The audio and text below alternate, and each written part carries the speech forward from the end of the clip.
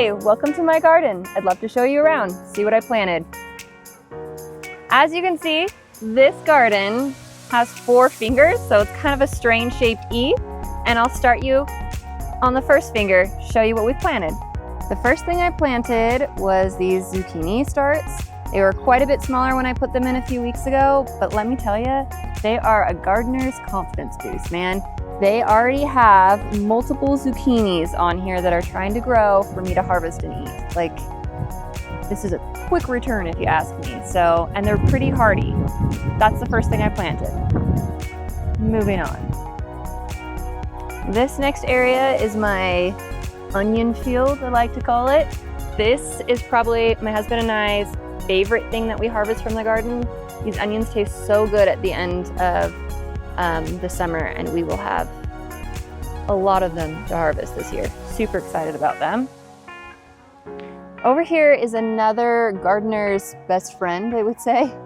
These are radishes, so it's like a 20-day harvest. So we planted these as seeds. We watered it for a few days, and then they started sprouting, and this has grown so fast that even my 3-year-old noticed the difference with how quickly it grew. So radishes are here, and then similarly is my spinach. They grew from seed also, and rather pretty quickly.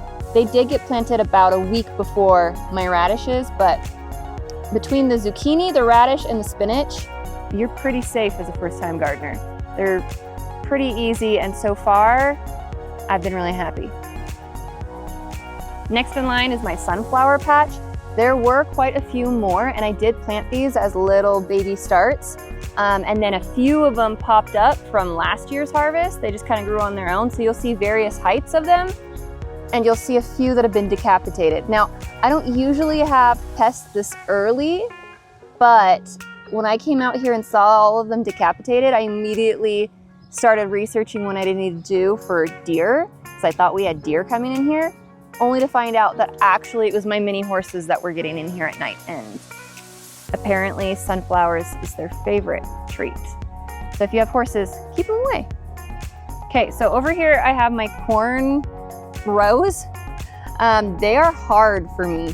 Sometimes I'm really lucky and I feel like some of these are doing really well, but we've got patches that are just all weeds. And we did plant these from seeds, so the little corn kernels.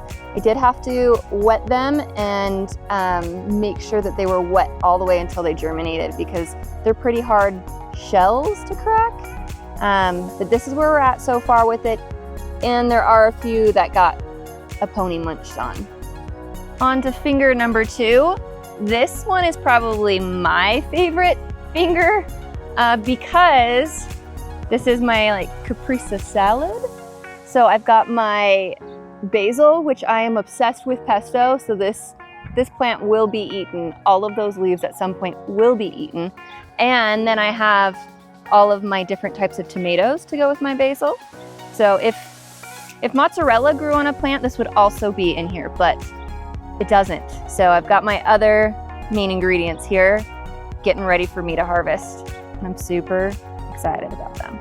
So this space is my children's favorite because they like to climb it, but really what I'm waiting for is all of these little pumpkins. They're going to be those teeny little decorative ones, are going to climb up and create an entire arch with little pumpkins, and that I will harvest in October, but it'll be really pretty come late summer as it crawls its way up and over. In finger number 3 of this garden, I have watermelons. I have a couple different varieties. I've planted them one other time and was successful with 1 or 2 melons. So I'm hoping this year we will have a harvest that we will really enjoy. And then this lovely tree is our bagel tree. Probably have never seen one of these in a garden before, but my son planted this one from seeds. So let me explain. He likes his everything bagels. Of course, they're covered in a lot of different seeds, and he took a few of them out here and put them in the dirt and watered them for 3 days, and voila, this arrived. And about a couple weeks ago, it even produced small little bagels that he was able to harvest and eat later on. So this is probably the most magical plant in our garden. Moving down from the watermelon is our strawberry patch. And last year we did have some strawberries, but we had problems with the birds. So this year we are going to try and be smarter than the birds. And we painted a bunch of smaller shaped rocks that kind of appear to be like a strawberry, so that when they come and try and peck at the red fruit, they'll jam a rock and decide that that's not tasteful and they don't want to come back for more fruit. So cross your fingers, this hack works. I'll let you know.